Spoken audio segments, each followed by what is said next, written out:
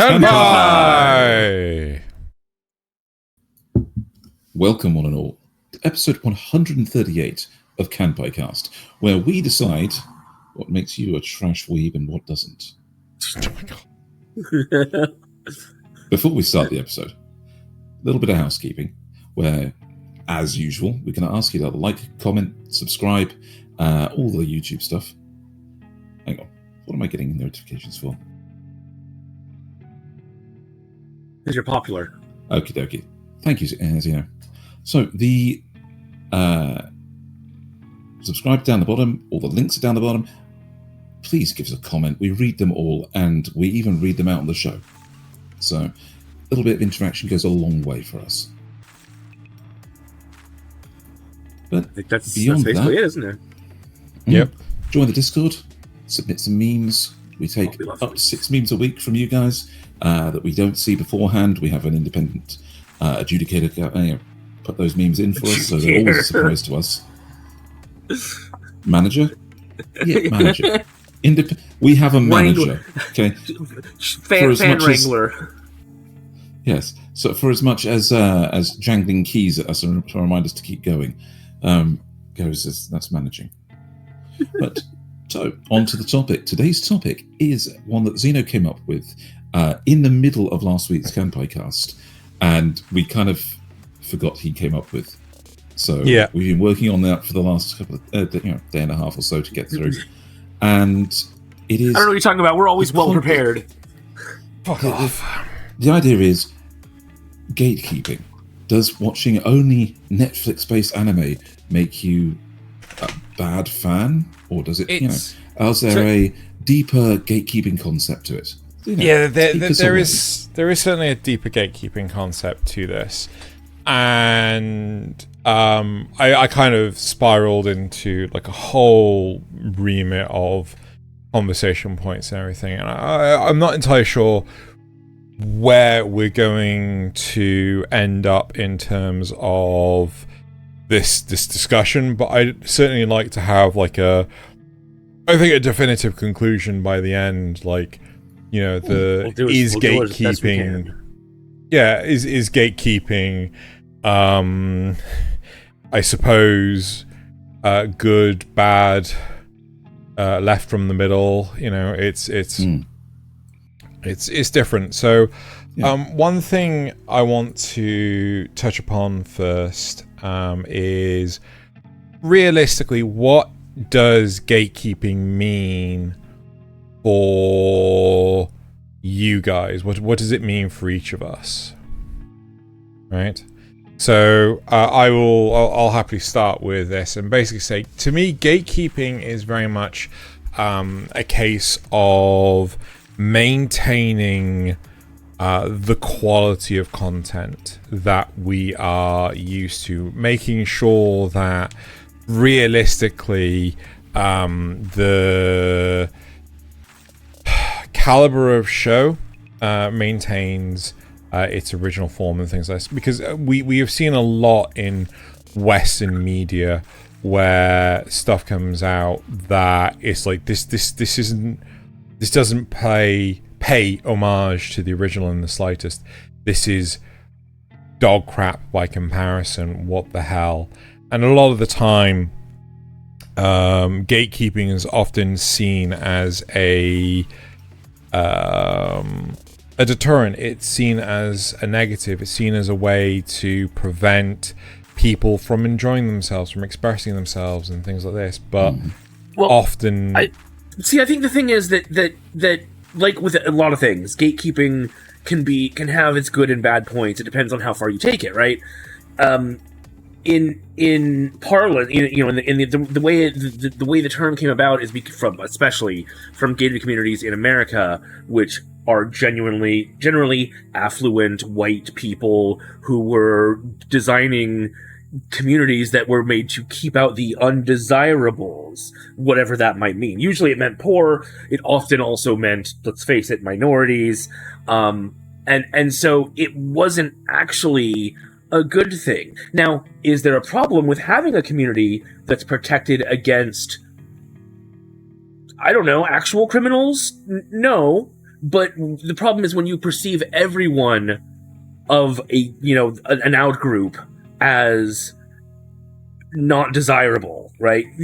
Instead of looking at Netflix anime, to use an example, and saying anyone who only watches Netflix anime is part of this out group, you could see it as a gateway rather than something to gatekeep.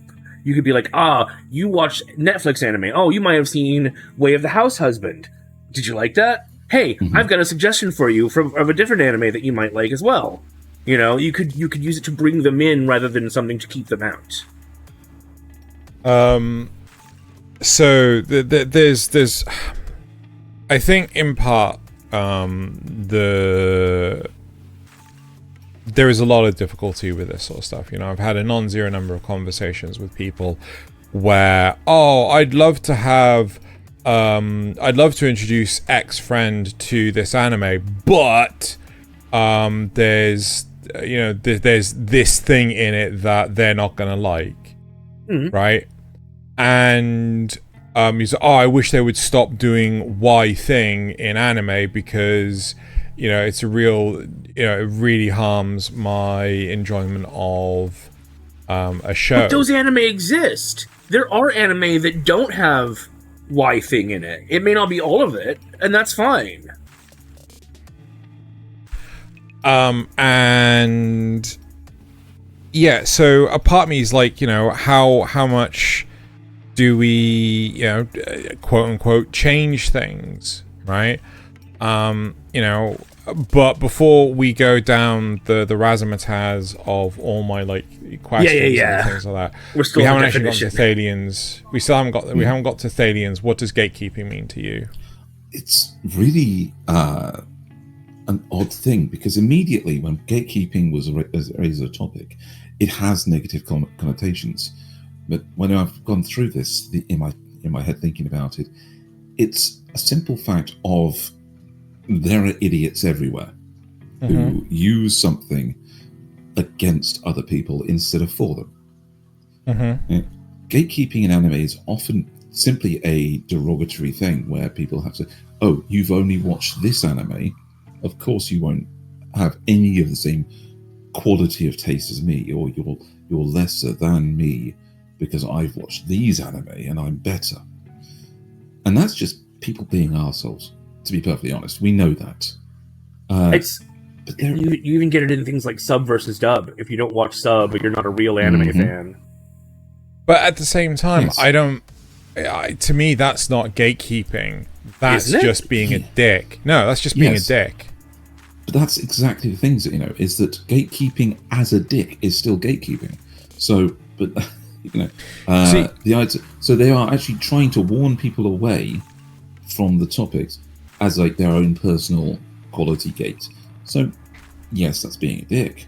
But it's still part of gatekeeping. That's why there is immediate negative connotations to it. On the other hand,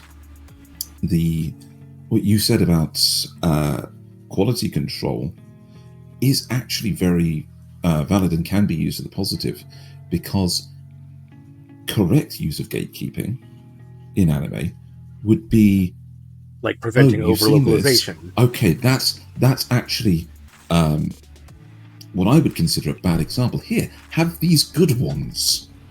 So so if you thought that was good, try these. These are better. Well, which is, I would also Nasuth said, that's more of a gateway. Preventing over-localization would be a good example of gatekeeping. I think this is a point I want to discuss later. Yes. Okay, well then we won't go too far down that road. So as far as it goes to me, gatekeeping has immediate negative connotations, but that's because of the overuse of idiots, basically. Okay, and so it can be used positively. So I think there's also the fact that not only is it how people use it, but also how it's perceived, right? So there's obviously different connotations and things like that. For example, I'm going to read it verbatim, right? And I will apologize in advance if this is a sore subject for people. But I asked ChatGPT, why do some fan communities gate content? For example, the fact that the Warhammer 40k, the Warhammer 40k community resists the idea of having female space marines, right? And it came down to 6 different areas, right? Now, I'm just like glaze over them, but if you want me to go into detail about each one, there is like a mini paragraph with each one. So the first one is tradition and canon, right? This is something that I really strongly agree with. This is a strong attribute to gatekeeping content, right? But another one is fear of change. I don't agree with this in the slightest, right? I don't see this as part of gatekeeping, but this is something that's perceived as a part of gatekeeping, right? From the outside, looking in. Isn't wanting to uphold the tradition not also being fearful of changes to that tradition? It's the two sides of the coin, isn't it? Upholding tradition versus fear of change are two sides of the same coin on that. But I think the thing is, it's all down to implementation, right? So there is, which I think is actually the 6th point on this list, which is fear of commercialization, right? So, for example, God, if you know anything to do with Warhammer 40k, they are very rich in their lore, right? They have books and books and books. It's not just a tabletop, turn-based strategy game, right? There is so many books behind this. It is absolutely insane. And for the Twitter account of Games Workshop, which I think is now rebranded as Warhammer, to turn around and just say there have always been, since the first custody, there has always been female custodies, which are basically the genetically re-engineered humans from the God Emperor's gene seed. Seed being... Well, kind of. What? Kind of. What? I mean, they are re-engineered humans, but they're not like clones of... You almost make it sound like they're clones of the Emperor. No, and they're not really. They've got attributes. Yeah, sure. This is a MacGuffin, right? They're not clones. Yeah. Right? It's like, they're super hench. But like... Right. So the whole point is... The whole point is that, where we have books and books and books explaining how these different factions, sub-factions, and what have you work within the Warhammer 40k universe, all we have to back up the existence of the female custodies is a single line tweet, a single sentence tweet, right? And to me, but it's all this fake is the anyway. tradition. What do you mean it's all fake anyway? It's all fake. It's all made up. It's all made up. True. And I think this comes into the other side of this, where where do you draw the line, which comes later on. But I feel that the tradition of having, if they had written an actual book about the first female custodies, right, or maybe even that's any coming. of the maybe that'll happen now. Well, that is a point. Okay, yeah, it is a very good thing, right there. So there was all this time that they could have written one of those books. Yeah, it didn't come up. Maybe they just hadn't had the idea yet. They had other stories to tell. They had other worlds. Other parts of their world they wanted to explore and make cool, in their own different ways. And even if this directly contradicts things that are already in the canon, so what? But that's the thing. They can. There's not real. There's a positive and negative sides of the coin on this, right? Which is, if they wrote a book that brings in female characters, female custodies, all of these aspects that they hadn't explored before, that would be great. That would be more lore, more expansion, more things. But of course, there's the negative side of things, the flip side of that, which is it could far too easily by the community be seen as a reactionary thing to. That's what I'm more worried about. Controversy, and sorry. I thought you were saying to say something else. I'm more worried about the commodification of it in terms of Game Workshop only doing this to try and make more money rather than because it actually is interesting. But at the same time, yeah, it's not Games Workshop that's made this decision. But it's not like people are denying. It's not like we're talking about people who are denying the 6 million people who died in Germany here. We're talking about a fictional setting where nothing is real anyway. Who cares if they want to change it? Really? So, as long as they do a good job changing it. Exactly. That's the point, right? It's as long as they do a good job changing it, right? And I think if you were to keep with tradition and actually introduce it in a more concise, so you'd want it to be introduced now rather than as a retcon. Like they're introducing female custodies now after 10,000 years. Rather than 10,000 years ago. You can still, and it's always you can still do it as a retcon, I feel. But I think the point is that as long as it's not a one-line tweet, as long as it's a proper... you gotta start somewhere. Huh? You gotta start somewhere. Yeah, so the idea would be that because there's nothing about them being female, there's also nothing to say that they aren't. I think the problem is there is. I actually don't know if that's true. I think the problem is there is.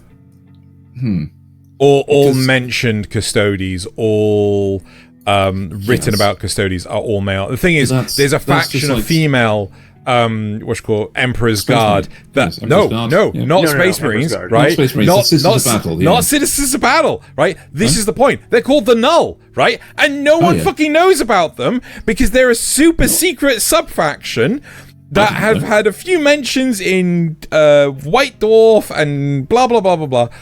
But they don't expand upon those.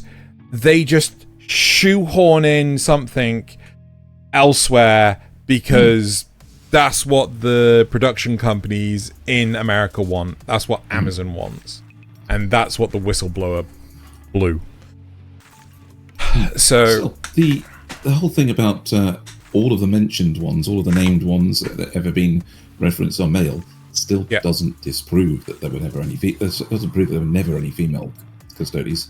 Right. I think the argument can be made that Space Marines explicitly say there are no female Space Marines, but I don't think the custodians. I don't think there are any. There's nothing in Space Marines that say that there are no female Space Marines. It's just that again, every written about Space Marine is male. Oh, okay. Right. All right. And again, that's why Games Workshop created the Sisters of Battle. Right. So it's something that they could play into quite well if they were to do this well. Would be if it wasn't just to make money from Amazon. That logical thing of just because every crow you've seen is black doesn't mean there are no white crows. Yeah. Oh yeah. So the Black Swan. Yeah, the Black Swan policy. Yeah, exactly. So that whole argument, if they play into that and they just lean into the fact that they've just because we never mentioned it before doesn't mean it didn't exist. And here's a whole book with lore and everything expanding upon that, and telling the history of that. Sure, but that's going about it the right way and not the Amazon way. Yes. So a large part of the problem is the fact that there's a contractual agreement between Amazon and Games Workshop that basically allows Amazon to do what the fuck they want, and as a result it's bitten Games Workshop in the ass, and now they're having to change. This is why Henry Cavill has threatened to leave the project and terminate, I don't care to not get paid. He's a super fan. He's a super fan and he wants it to be lore accurate. It's like, no, so as long as there's a good legitimate reason. So what we've decided is it's not that there are female custodies. It's that they're doing it to serve a corporate interest and not an artistic interest. Yes, that's an excellent way of putting it. So, right, and this then ties back into our gatekeeping thing, is that there are both the good and bad sides of the gatekeeping on this. Yeah. Right? The fear of change, the dogmatic, no, it can't be this way because nothing we've ever seen. Yeah, see, that's all I'd ever heard. I hadn't heard anything about it being because of Amazon. It was always just, they can't possibly, it's not right. Yes. And it's like, that's dumb. You're dumb. I thought we talked about this. The even darker side could just be plain and simple misogyny. Yeah. You know, no, some of them. So I will not deny that's a possibility. I will not deny that misogyny and things like that is a possibility. But then there are, as you've mentioned, the light side of it, which is much like you could argue that if Henry Cavill's being a super fan, you know, from actual big fans who've actually read all the lore and have brought up the fact that there hasn't been any mention of this, aren't averse to the change. They just want it to be done right. I've just realised they'd rather it be done right than done at all. Is this just been showing? It's just been showing. Show consent. Say sorry, everyone. like Nasuth and I have both at the same time twigged. Wait a second, this is just showing the same thing over and over again. Shared brain cell. We've just been so busy talking. But again, so the other three factors to what describes gatekeeping is cultural and social factors. Sure. Identity and ownership. Yeah, I can see people see like, oh, this is mine. I own this because I've been a fan for 30 years. So bad about that. Yeah, I'm really bad about it. I'm bad about it.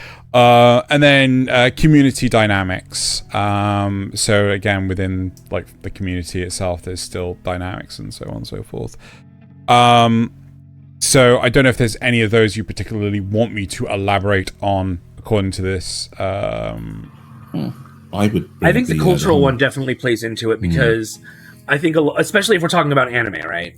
Although it also comes down to anything, because you could say geek culture is a specific subculture sort of thing. But if we're talking about anime, I would say there are a lot of people who either think they understand Japanese culture or actually do.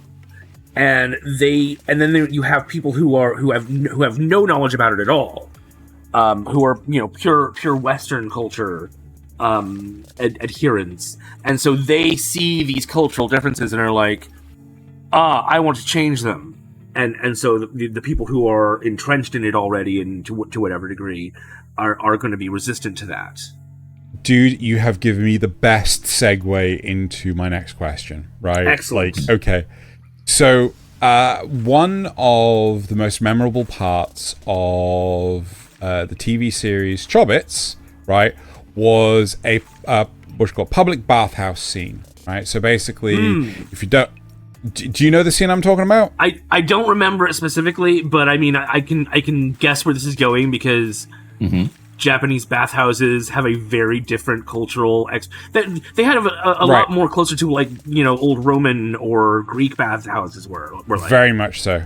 So. Right. So the big thing is that our main gang, right? They're living in an apartment complex that does not have personal baths and things like this. So they have a shared one.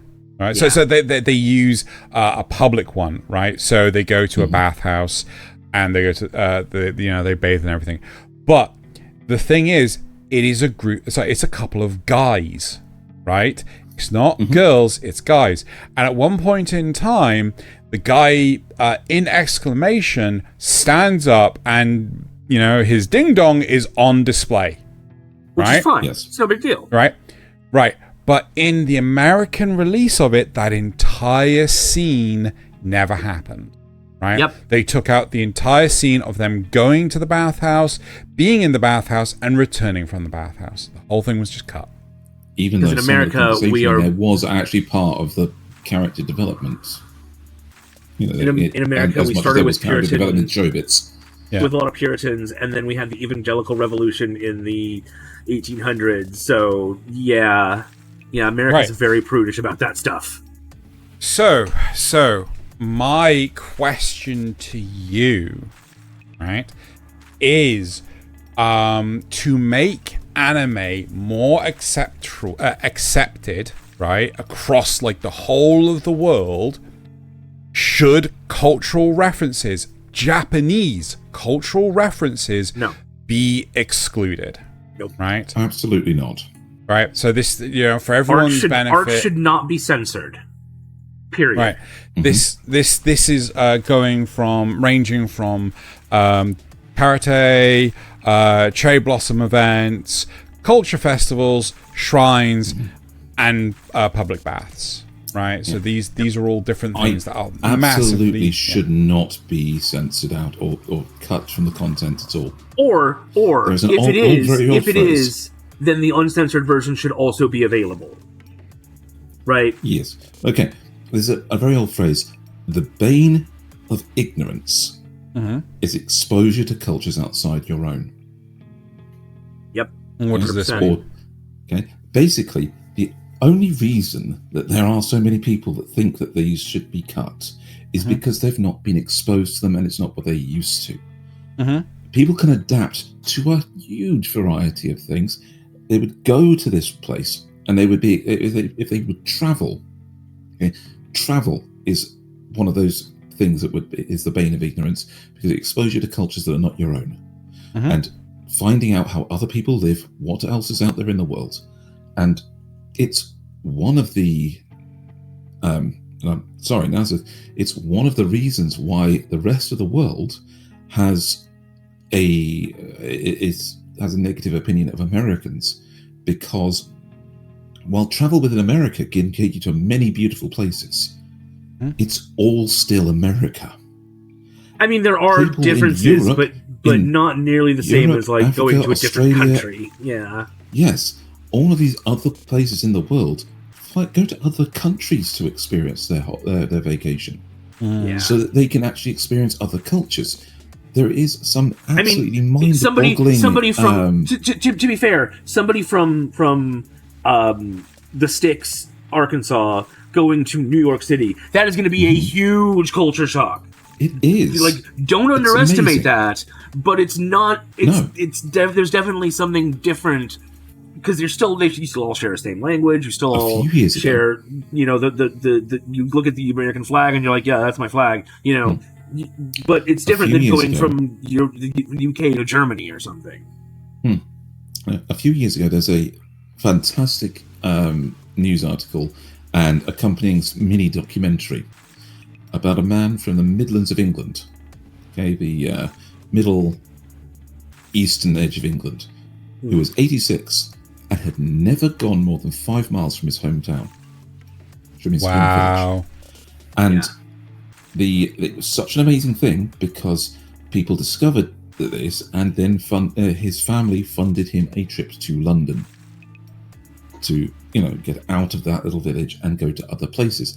And the mini doc, of course, got him more attention to go and travel. And this man became incredibly well traveled. But one of the notes on this guy was that the travel and exposure to the other places actually changed his voting. Wow. I kind of have a personal example of this sort of thing. But he changed which way he was leaning on the political scale, because he's suddenly exposed to all these other places, all these other people, and he stopped being staunchly conservative and started voting for other politicians in our system. What was yours? So I visited LA briefly, and I'm from I grew up I was born in Nebraska and grew up in Arkansas in a relatively small town. So I'm relatively sheltered, aside from the things I absorb from other from watching stuff or whatever. Yeah, and I thought, hey, I'm relatively well informed on things. I've seen Skid Row. But actually going there and visiting it, and just driving through it, it's a completely different experience. and that that completely changed my view of so many things. So I even as starting out already liberal, that like pushed my needle even further. See, I had that experience going to South Africa, and one of the trips from Cape Town to Port Elizabeth, we drove out of Cape Town through one of the you could call it the ghetto, basically. They're just the townships, as they call them, which are the mainstay living areas for most of their population, but they're shanties. They are corrugated iron buildings that have been slapped together with a bit of rope and some spare tires, and people live in them and then go to work and get a shower and change into their work clothes there, because they don't have where the water is. Anything back home. Yeah. And the guy we were staying, I was very, very lucky, because the family I have out there was at the time very well off, and I was staying in a suite in the Mount Nelson Hotel, and the complimentary driver they got to drive us over to Table Mountain was, this 6'8" rugby player build kind of gent, strongest South African accent you've ever got, white guy, lived in the township with his mum, and you wouldn't have thought it because he's got the driver's suit on and he's working at the Mount Nelson township, and he goes to work, he gets his shower, he puts his uniform on there, and when he leaves the place, he's practically in like 4-year-old clothing that's falling apart, because even with his pay from there, it's not enough to get them a house in the main city. So yes, this kind of thing does change your view, does expose you to the actual realities of, and in the same way, you've never seen. Watching things in anime that you've never been exposed to that are culturally significant to that culture, you may not understand them at first, but if you're of a curious mind, you will go and explore them and come to learn more about another culture. I remember, so there's a lot of really subtle things that aren't properly explained or given credence to in anime and things like that. But if you really want to truly understand, the people of that culture don't need that explanation or exploration. But if you really want to truly understand like Japanese culture and things, check out Abroad in Japan. Right, it's a fantastic YouTube channel. I've watched nearly every single one of Chris Broad's videos, and it's really interesting. But one of the there's been a lot of stuff going on as of recent with over tourism. Where Japan has now taken to banning tourists in the geisha district of Kyoto because they are so rude and offensive to just take photos without consent. The geisha aren't just monkeys doing a dance, they are actual people. So because they come from culture, these tourists often come from cultures where prostitution isn't legal and is looked down on, so they are seen as almost an oddity, an attraction, a freak show, and that's just not how it is there. That's just not how it is. Something you might not know, Xeno, is that the Tower of London, the actual Royal Guard that does not move, are now accompanied by armed guard police to chase off tourists. How am I not surprised? How am I not surprised? Yeah, exactly. So there's actually videos of that going up online now where the actual armed police with MP5 strapped to the chest are having to warn people off and ban them from the location because they keep going into places that are being guarded by the stationary unarmed guards. Well, they're pikemen. And trying to stand next to them or trying to get a reaction out of them, and it's just becoming worse and worse. Obviously, that's also going to be a domestic problem as well, where you've got domestic tourists that are trying to be prats. But again, like there's this whole thing about minor tangent. There seems this weird fascination with Japan at the moment, where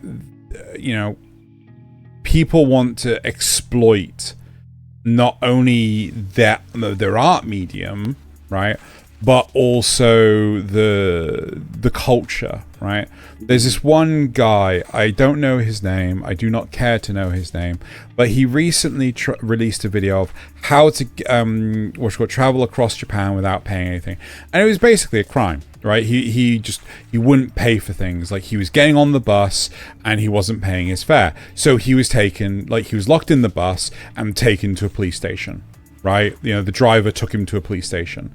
There was one point in time where he snuck aboard the Shinkansen and then hid in the toilet and things like that. Right. It is not physically possible to get on the Shinkansen without buying a ticket to go through the barrier, unless he somehow managed to hop the barrier without anyone fucking noticing. Right? So that probably wasn't even real.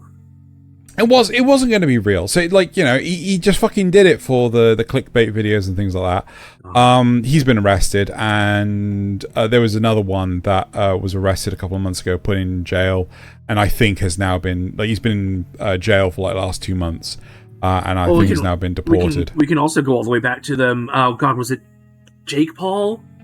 Some idiot who filmed in the Suicide Forest? Yeah, he was the start of it. Oh my God. I think you see a couple of articles every now and again of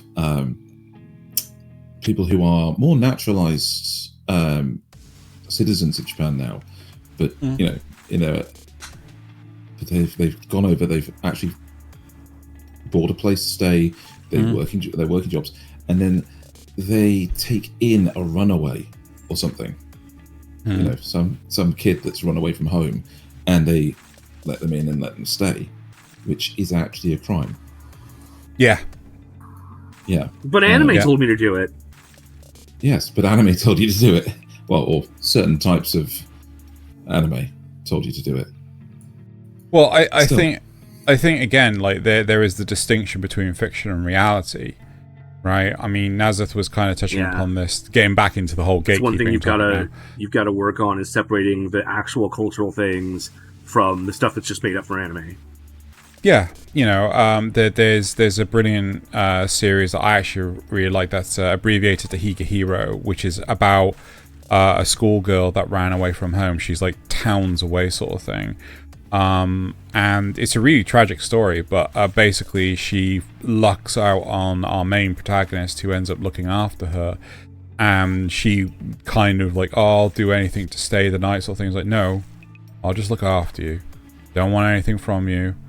Just want you to have a roof over your head and no one else take the advantage of you. That's it, right? When you go home, when you can go home, you go home. You do not stay any extra. And it's really interesting because like then there are people that are like trying to copycat that. And I'm like, oh, for the love of God. Don't. Yeah. Anyway. So again, establishing the huh? But anime. Establishing the difference between fiction and reality and things, but again, I don't think it is suitable to exclude culture from a show just because it's not accepted in other parts of the world. Own culture. Yeah. So, and that leads probably into the over localization thing too. Yeah. Mm-hmm. So the next question I have for the pair of you is one of the largest controversies is around of gatekeeping is around localization. What are your thoughts? We've talked about this before. I'm sure of it in an episode. Some localization is necessary, right? There are some things that just do not translate. And that's fine to an extent. Ideally, I would like to go back to the old days of fan subs where you would write it out literally, and then like you'd have a long ass explanation that people would have to read through. Translator's note: Keikaku means plan. Yes, essentially that, but not not that. Yes, I but I understand feasibly that's not really doable on a large, for the vast majority of things. And if it's just an idiom, I'm kind of all right with it just being switched up. Yeah. But once you start getting past idioms, sure, it'd be great if you could do that, because then you'd have even more cultural exposure, right? But once you start getting past idioms, it becomes more of a, when you start changing the intent, that comes down, that becomes censorship to me. And as I said earlier, art should not be censored under any circumstances. So here's a question I have for you, right? Honorifics are like one of the biggest things that are dropped in translations, right? In localization. The san or the chan or whatever, yeah. Yes, right? Do you think they should be dropped? Because a part of me is like, well, why? Because you're excluding a part of the culture with this. And what's the big deal if someone doesn't know? Right? I think that is a large part of the problem here. A big reason for a lot of this gatekeeping stems down from people just don't know. And so what if you don't know? Right? What does senpai mean, mum? I was like, I don't know. Right, Google. Yes. So the bit that gets me, I don't think that the sans and chans should be dropped, because they often say more about how the character sees the other character. Yes. Than san versus chan versus chan versus sama. Yes, exactly. Also, so some of the jokes. I will come back to One Piece as a good example of this. The fact that Sanji is a shameless womanizing flirt that never actually gets any women. So his way of addressing, women, especially ones he knows, gets progressively weirder over the show. So he gets more familiar with them? Worse. So it starts off with like Nami-chan. Okay? He likes it. She's cute, likes her. This then expands to Nami-chuan. What? Until by about it's like almost baby talk, episode right? 300, episode 300, 400, he's completely changed. He's calling her Nami-swan, because a swan is beautiful. As in a swan? Yes, a swan. An actual white swan. Oh my god. But of course, because it's an honorific and sounds like Chan the way he says it, it's just a further blurring of that. A play on words, Yes, it's a pun at that point. No, and like I think this sort of thing, because again, that's an English pun, right? That's but it's an English pun being used by a Japanese character. Well, somebody speaking Japanese. But my point is that even with this, right, there is no reason to drop the honorifics. Yes, right? Exactly. No, that's why my argument was that they should keep them because of things like this, because it actually genuinely goes into the realms, or it crosses over the actual cultural thing. I have another one. What the honorifics are, you end up getting the joke more. Yeah. Go on, Nasuth. I have another one. Okay, so one of the big things about Japan and their pattern of speaking is that even though they have a word for you, they rarely use it. They rarely ever use he and she either, unless they don't know somebody's name. And even then, they rarely do it. It's usually that person. Do you think it's okay for them to change that in subtitles to be you or he or she? That happens a lot. Okay, so I'll give you the example of that. Oh, sorry, Zeno, I'm going to talk over a little bit. This actually is applicable when they use insulting forms of address. Well, they don't use a name, but they use a derogatory term that doesn't really translate, and so changing that from what they've used to "you bastard" or something like that makes it far more understandable, but also gets across the intent of the words. It can also be more intimate too. When two people are close and they say "anata" instead of, whatever the name is, Smitsu-san. That's a much more intimate form of address. You can say, so that could be translated more to "darling" or something like that. But the "you" is useful in defining that they're talking to the other person instead of just saying the word, like muttering to themselves. I think you have a really good point, but I want to do the nasty and actually reply with a question, right? Oh no! If you want to say, instead of saying "you" or using any form of pronouns or anything like this, and you want to have them refer to each other by name each time, right? My question is, do you then want to have literal direct translations? Because their sentence structure is entirely different from English. Or is it? No, I think that sentence structure should be adjusted for logical progression in the other language. So context needs to remain the same. Context needs to remain the same, but for example, in German, I would, you have to put the verb at the end of the sentence.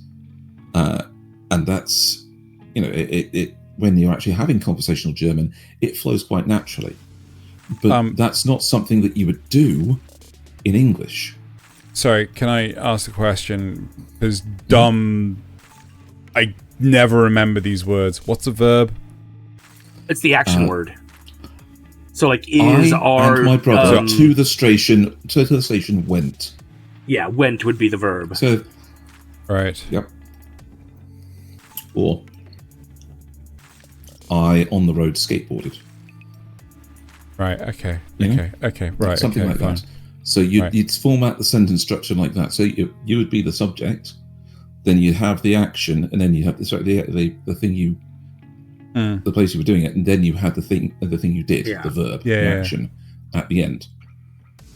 And that, of course, the sentence means exactly the same thing, but the structure's different to make it make sense to the listener. Yeah. So that, I think, is a very good thing. Yeah. I mean, it's so... the way, again, highlighting back to Chris Broad, because honestly, his content is just fantastic. He highlights the whole sentence structure thing in his most recent video with basically, if you want to talk Japanese, you basically have to talk like Yoda. Yes. Right? Yes. Very much so. And so I do feel, going back to your original question, it is important that the localization, at least, the translation, not localization, the translation does fit the sentence structure of the recipient language, right? But I think the localization should maintain the context. 100%. Absolutely, every time. One of the things I absolutely hate in translation is the localization of forcing the person's name over when they're actually just addressing them with an honorific. So it sounds weird in English to address somebody as Big Brother. Yeah. Right? But in Japanese, Aniki is totally, like, it's got so much connotation to it. Yes, it's got connotation, it's got meaning. And so, and then because it can't translate directly as Big Brother, they just use the person's name. And I feel that using Anarchy instead of actually trying to translate it is probably better, even if it makes it less clear who they're talking to. The context of the scene you're watching should make that very clear. Yeah. I mean, like, because even Anarchy isn't even quite exactly Big Brother either. It's really weird. It's unrelated. It's non-blood related. Yeah. But can be used for your actual relatives as well, if you respect them in that way. Right, so, I didn't know that. We've had frequent things of, there's... there's also Oniwe rather than Oni-san, which is, so, like, another variation that has specific connotations. Yes. But my one-hit kill sister, that show, but he does in fact occasionally refer to her as Anarchy, because because of how much he respects her and how powerful she is. Because it's that connotation behind it. So, you can see how English-speaking watchers that are not aware of what it means would think, hang on, why are they calling them that? That's not their name. Yeah. But again, Google. So I think... If you don't know, you find out. So I think one of the... as I said, I learned about Anarchy from what's called Digimon, one of them, I can't remember which one it is, where Agumon was calling the main protagonist Anarchy, and it's just like... But the one of the things I want to highlight is the fact that there's been a lot of crap over the localizations where people will change things to suit effectively the frame of reference of today, to work to the translation. That is another one, isn't it? Yep. Older references, older anime having different meanings with their because they're coming from the 80s and 90s. Yeah. And they're being updated to references. So, well, one of the big things right now. Slang in now, it's so annoying. Well, one of the big things now is it "Don't Tease Me, Nagatoro"? Don't toy with me, Nagatoro. Don't toy with me. Yeah. Well, they've translated it and they've added the word "sus" in, right? Now, "sus" only has become popular due to Among Us. Among Us, right? Now that Among Us has really fallen out of the limelight, I'm hearing it so little. But that is now part of "Don't Toy With Me, Nagatoro's" dub. Yes, exactly. I would rather have that, though, because it actually when people say that dates the anime, I would rather that in this particular sense. I'd rather have slang from the era that it was made. I would rather have that because it shows where it is on the timeline of progression for anime. I would love to go back and watch an old Gundam and have old 80s slang in there, or 90s slang be in that original translation, or not in the original, but in an updated translation, to have it still be part of that era. I wouldn't want them to use modern slang. I wouldn't want anybody getting skibbity with that, but the... that meme's been used on Stephen Colbert now, and so it is officially dead. It is completely phantom text. So the point I'm making is I would rather have those slang terms there specifically because it dates the anime, not makes it worse. Okay, this has sparked a really interesting question, in my opinion. Is more localization acceptable in a dub versus the subtitles? Should the subtitles be more pure compared to... Oh, yeah, 100%. 100%. The subtitles should be more respective of the original Japanese dialogue, right? Okay. No So you're more fine with localization in dubs as long as they don't change the meaning of things. Like throwing in things like sus and skibbity, let's for the sake of argument, are more acceptable in a dub. Yeah, because the thing is, I can turn that off. I can go listen to the original Japanese. But this is one of my bugbears of, I think, Netflix subs, is that the subtitles are actually a direct translation of the English dub, not what is actually said in Japanese. Not the translation of the Japanese, yes. Yeah, and I don't like that. That's the thing. The reason I don't mind so much with the dub is because the dub has to match up with the timing. It has to fit locally and with actual speech patterns. Yes, with speech patterns and how people would actually say that out loud. Reading it is you can hear the way they're saying, but then when you read it, you can actually just insert that tone into the voice, into the written word, compared to when you're hearing somebody talk in English, for example, and they're talking completely the wrong way around, like Yoda, and it doesn't make any sense. And it doesn't fit with the lip flaps at all. It's just... I don't know how I feel about that. I think a part of the problem is like that there are so many terms that are eternal. Right? There are so many slang words that just exist through the annals of time. I think picking something that is recent is... Why are you giggling like a schoolgirl? Because my brain went schoolboy. You said anals. Oh my God. sorry. Could have sworn I said annals, but okay. Yeah, you did, but there we go. So, sorry, continue. Please forgive me. Anyway, I just feel like they need to pick terms that basically the slang that transcends generation. Like, it's crazy to think that we even have memes that transcend generation, right? And then, but the vast majority of memes, like as soon as they're out of the limelight, gone. But everyone fucking knows over 9,000, right? Fucking everyone does. Right, it is such a... And cool is still being used, while radical and bodacious and whatever on fleek have all just disappeared. Yeah. Cool's still around. Crap's still around. Yep. Right.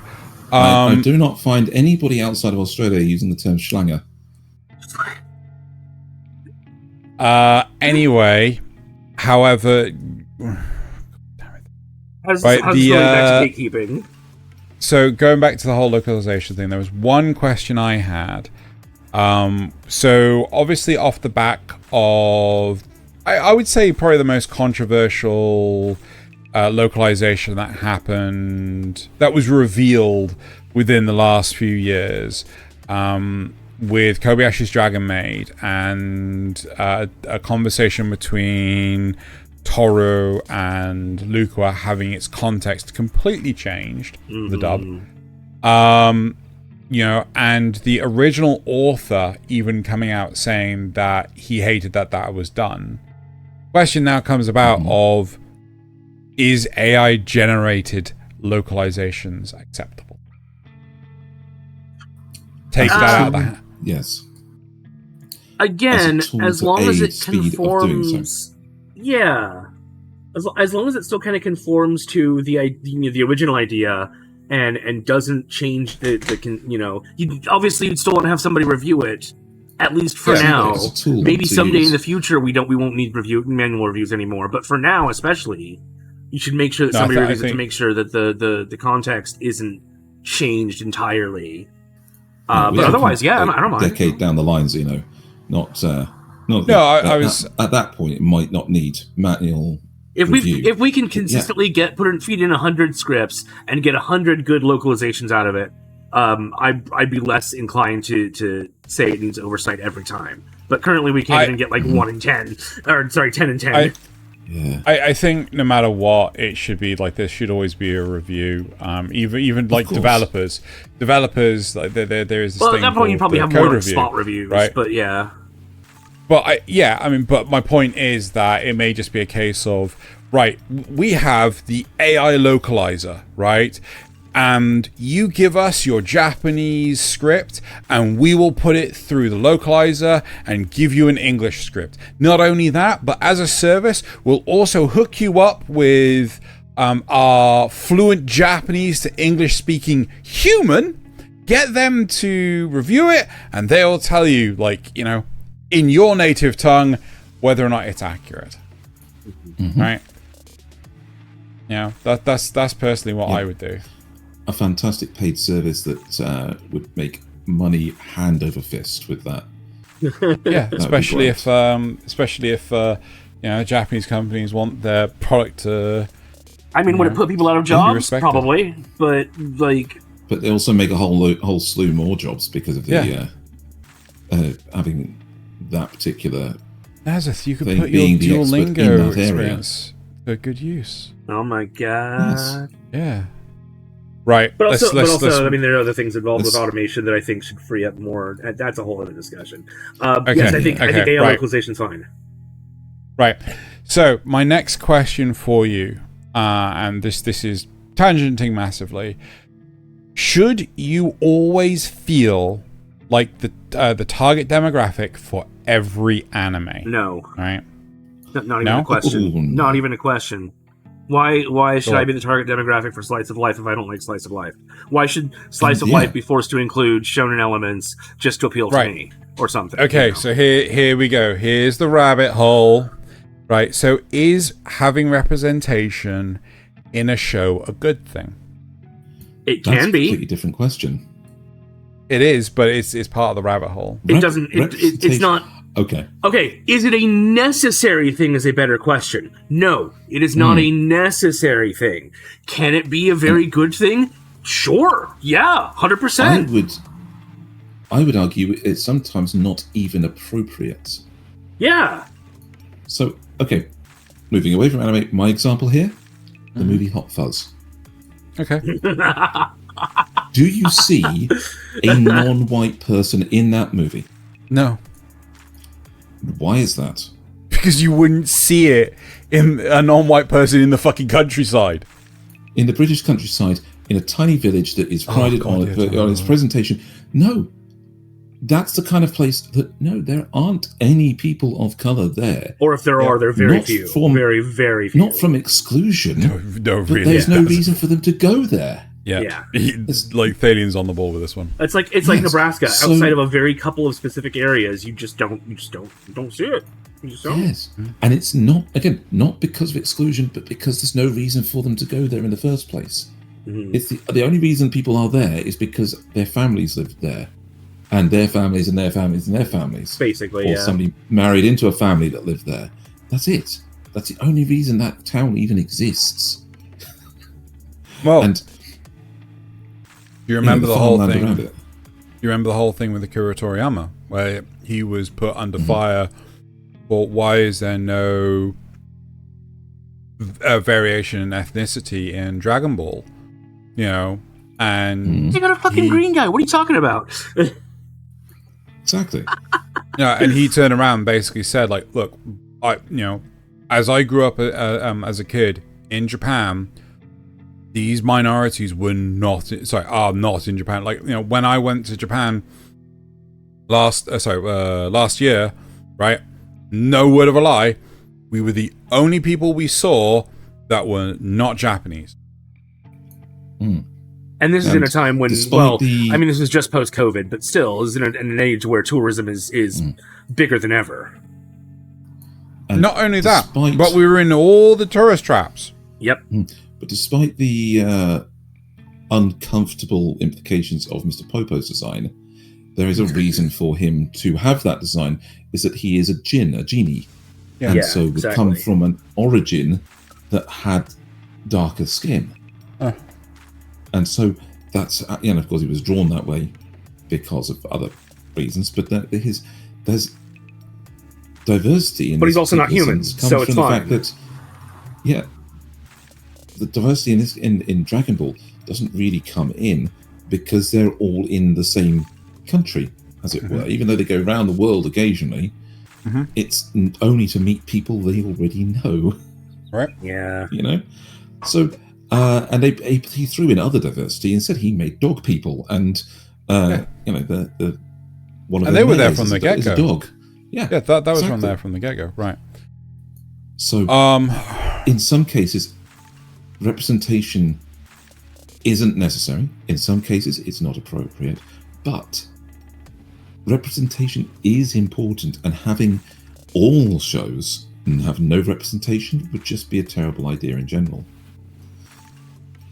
Again, I think I kind of said that it's not necessary, but it can be good, right? And it all depends on what you're trying to do with your art form. Yes. I don't think it should necessarily be something that you strive for, but if it feels like it naturally fits in what you're trying to do, then there's nothing wrong with it.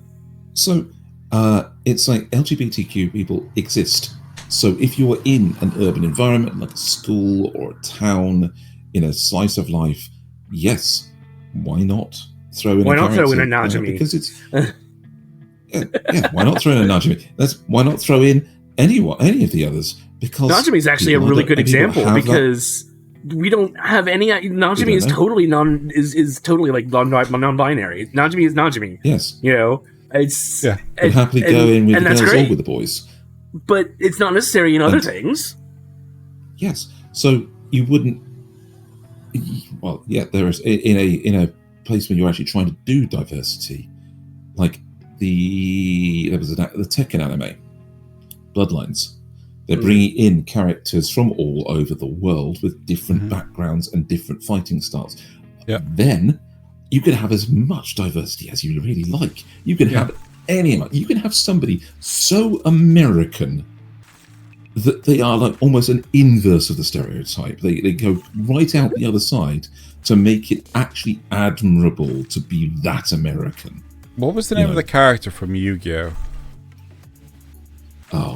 Steve America or whatever his name is.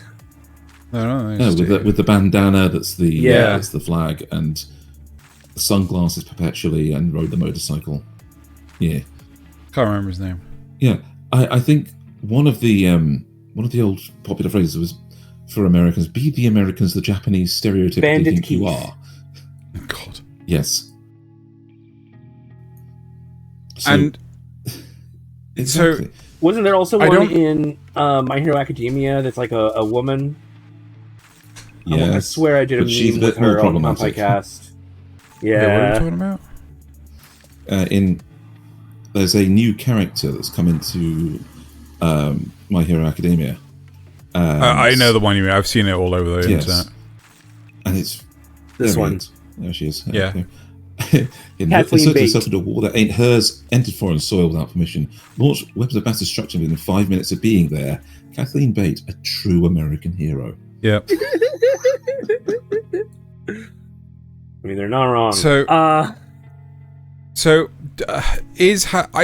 think to me personally, having representation in a show is good if it is done for the right reasons. If it fits, yes. If it fits. If that is the kind of story you're trying to tell. We just have a diverse cast, and we're going to put in some representation of other people that are more diverse than our main cast normally would be. Right. Yeah. So if here there's a comes reason for them not to be there, then why put them in there? So I think a really good indication here is a really good example here is Jet Black in the live action adaptation of Cowboy Bebop, right? Where a lot of fearmongers kicked off over the fact that, the original Jet wasn't black. Right. But here's the big thing, right? And this goes towards like, stop fear-mongering the content. There is a lot of the time there is no explanation, there is no definition of the ethnicity of any one character, right? It's never talked about in anime, and more often than not, you have height, you have hair color, you have blood type, you have all these other characteristics, but the one thing they rarely ever talk about is race. And darker skinned people in anime are often just tan. Yeah. Like Gyaru. Yeah. And everyone tends to have wider eyes, so like wide American eyes to make it racist. But Disney eyes. Disney eyes, that's a good one, yeah. I mean, it's hilarious how all Europeans look exactly the same. Yeah, exactly. Yeah. Exactly. But it's very Aryan of them. But I mean, like, trust me, you don't see Italians looking like that. But that's besides the point. Unless you're Kazuma, you're not really talking about your ethnicity. You're just an anime character. Yeah. But it's also like, that's why they use to get an actually blonde character, because Japanese don't usually have those. They would often maybe go pink or similar, but to get an actually blonde and blue-eyed character, they would bring in a Russian or an English person or a Swedish person. So it's one of the northern countries specifically to have them be that visual stereotype. Right. So obviously we're talking about adaptations and things, right? My next question to you is changing a major character to another minority, right? Like, ethnic, sexual, whatever you want, to improve reception of the show acceptable. Oh, well, we can go all the way back to Sailor Moon for this one, when they took two characters that were gay, and, well, more than once they did this, took characters that were gay and made them not gay, or not in a relationship at all, so they could market it to kids. And it's like... Yeah. That's... So, I will turn this... I'll do the evil course this time, Xeno, and answer the question with another question. Does it change the character to do so? So, in Sailor Moon's case, the reason it was problematic is because it changed what the characters were. It changed who they were and how they interacted. I don't know if that's true for Zoisite and Malachite, per se. But for the two sailors, then, yeah, definitely. Yeah, exactly. Yes, making them cousins. Yeah. just improve purely and exclusively improve things for Alabama. That's it. But making Jet Black into a black person, does it change anything about Jet? No, I don't think so. But if you were to... Okay, so here's an example, right? If you were to... I'm going to pick on myself on this one, but, feel free for the pair of you to come up with your own example at the same time. If you were to turn... if you were to cast Danny DeVito as Faye Valentine... No. If you were to turn Sho Fukumachi into a girl, right? Well, that would change the whole dynamic of the entire series, right? If you were to... Would it? Yeah, it would. Like, you would have to change... So, in order for the romantic love interest between him and Mizuki to continue, you would have to change... Oh, that's fair. Yeah. You'd have to change Mizuki, and then you would... Or you just make have to Sho change... into girls, but, What? Oh, no, you'd make Mizuki into girls. Sorry, you'd make Mizuki be into girls. Which isn't a Yeah, but that's my point, right? But then how does Agito work? Right? Her relationship with Agito. Yeah, right? That's a good... Well, she could be bi. Right. But then we just... It's a cascade effect, isn't it? Yeah. Right? The whole thing changes. And... if it was like, okay, so for example, why couldn't Guyver 2 be female? Well, the hilarious thing is, later on in the manga, they actually recreated Guyver 2 from the destroyed control metal, and she is female. Yes. Right? So it's a case of, like, good reasoning, good sense behind modifying what was already established. Yes. Right? I think you could make those kind of changes and have it still come out well. I don't. Yes. But the problem is, are you doing these changes because you have an artistic vision, or are you making these changes because you're just trying to push X thing? Exactly. Right? So is this an Amazon thing or not?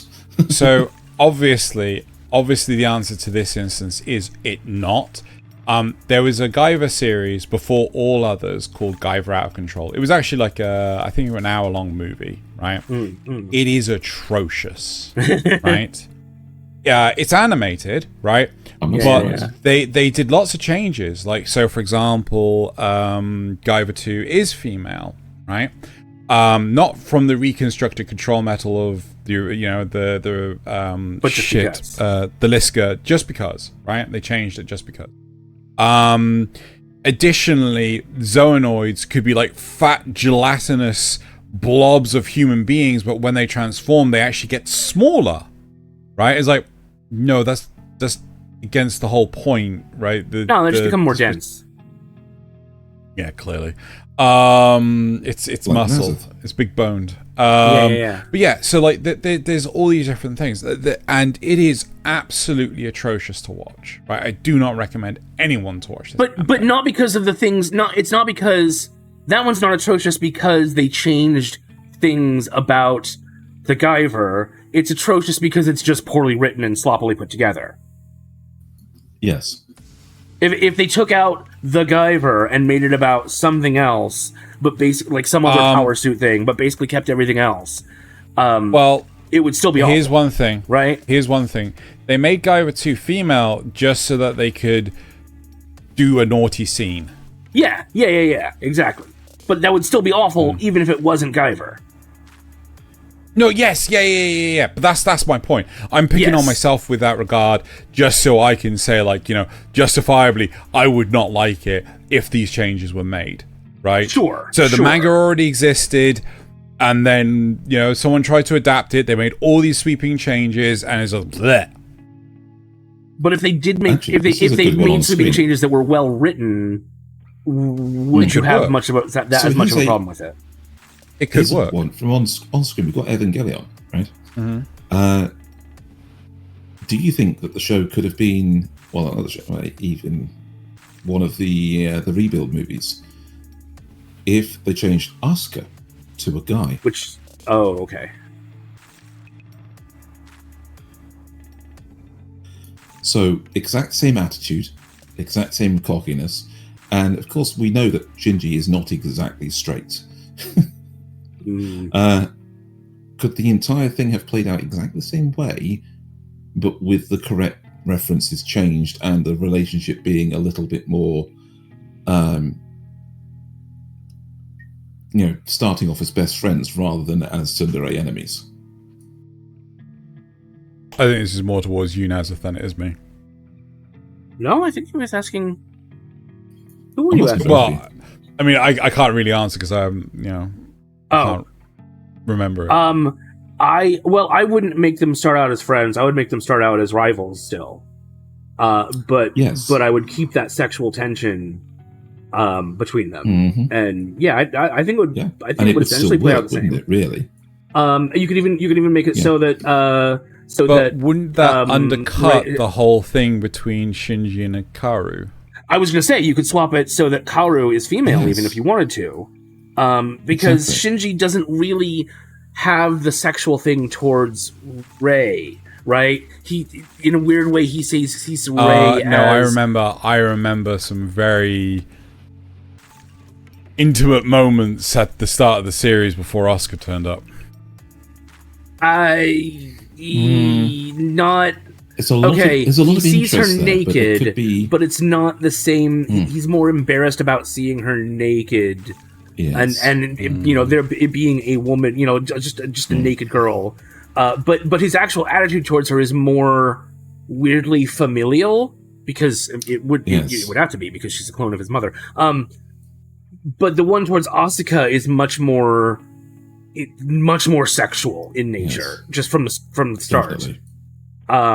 And so you could have Asuka be male and Kaoru be female. Yeah. Kaoru, I think, actually was female in one of the manga adaptation.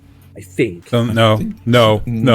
I own the manga. No, he's male. Okay. I want to say there's some alternative edition where Kaoru is female, but I could be wrong. Anyway, but Kaoru and Rei are kind of like weirdly androgynous to begin with because they're both part of Lilith. Sorta. It's weird. It's really weird. I don't know if that's a really good one to use. You'd have to. I think you would have to start out. I think you would have to start out in order for this to work. You'd have to start out heavily implying that Shinji is more interested in boys, and then have Kaoru being a girl surprise him. Well, no. Why would you? Because there's attraction to Kaoru being a girl. Coming of age thing.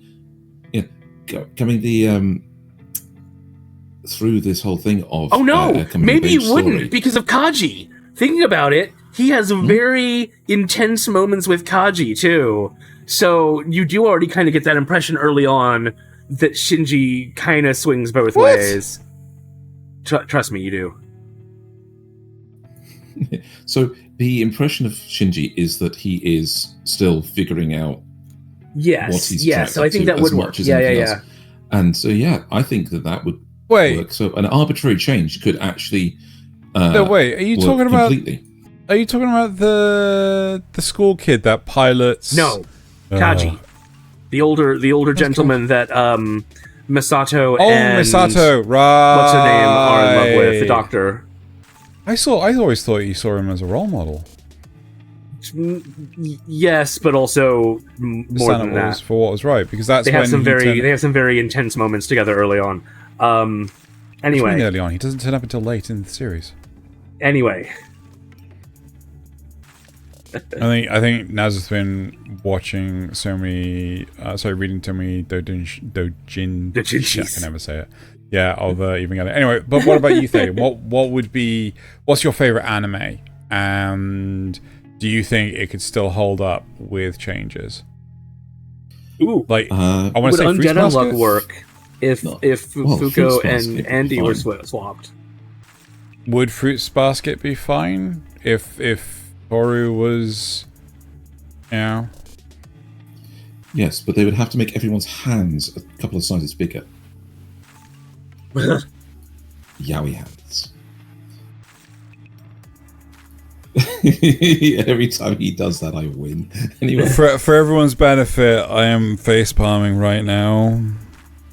Very, very much Englishly. So, no, I was okay. Let's have a nice little change of something like Outlaw Star.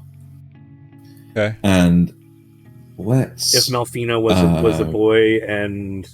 No. Let's make it even. Let's make it a little more different. Let's make Jean just straight up gay. Okay, so he's no longer romantically interested in Malfina. It's a platonic friendship relationship. That changes so much of the narrative. That would change a lot. Yeah, it's it so would change much. A lot. Yes, so that kind of thing. Okay, this is one where it couldn't work because the narrative on this one is Jean being hyper male in most of his interactions. Okay, the other characters. I think again with enough work on it, if you changed any of that. I think again with enough work put in on it, you could make that into an interesting story that would work. But it wouldn't be the same as the one we have. I think that's the big thing, right? So, for example, we have so many instances. Okay, so I want to take this to a Western point, right? I want to. So there's one character in the, like Western comics that I think is absolutely fantastic, but suffers the moniker. Nope, that suffers the moniker of his superhero name, because it can't be just the superhero name. It has to be his version of the superhero name, right? Is it Superman? Any guess? Nope. Spider-Man?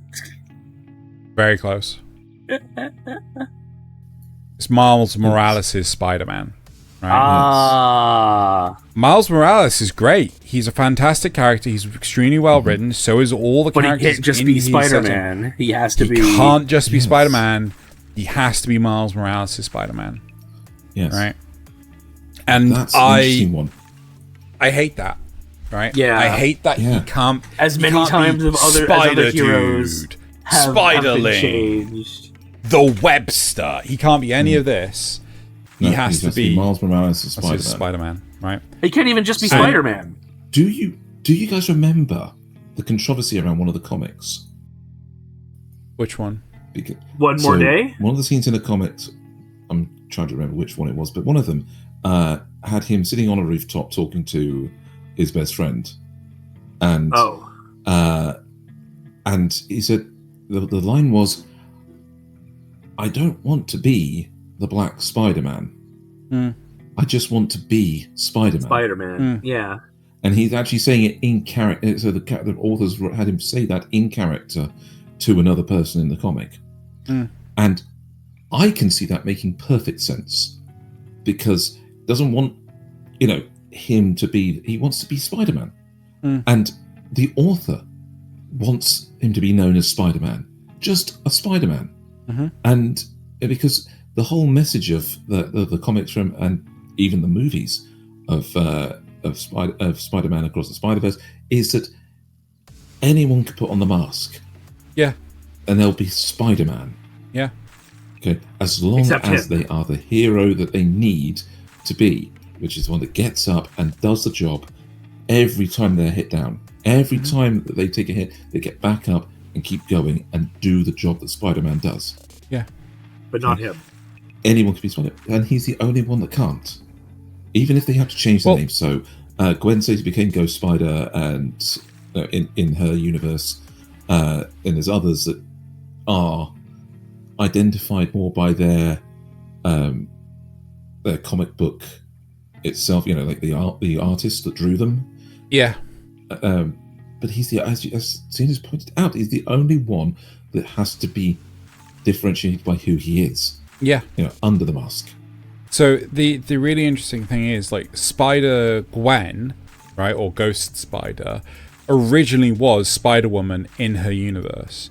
But when all the fucking multiverse horseshit that happens to so often in Western comics happened, there was already a Spider-Woman, right? Jessica Drew, I think her name is. Yeah. Right? Some of them. And so the moniker Spider-Woman was already taken. So they called her Spider-Gwen as the... But, they couldn't call her... The comic was a bit of a gimmick, wasn't it? It was just an Otherverse comic. Yeah. And then everybody loved it so much, they had to give her own comic series and her own identity. Yeah. Same with Gwenpool. Same with, so many others. She eventually got her own moniker. There's nothing wrong with changing names like that either. Just be consistent with it, right? So if you can have other Spider-Men, why can't this one be a Spider-Man? Or just Spider-Man, right? Yeah. But if you're going to give him a special name, why not go back and give the other ones special names? Be consistent. Well, this is the stupid thing, right? So, when sorry, this has gotten a bit Western. You've got Scarlet Spider, which is the Ben Reilly Spider-Man. You've got You don't even have Kane. Doesn't even have a moniker. It's just Kane, right? Spider-Man. Yeah, sure. There are other ones that exist. Sure. Shit, what's his name? Miguel O'Hara, right? He is Spider-Man 29. No, 2099, right? 2099, Only because his time setting was 2099, right? But and it's bad. It's really fucking bad, and it feels lazy. Don't just fucking. Anyway. This has more to do with multiverse problems than anything, but yeah.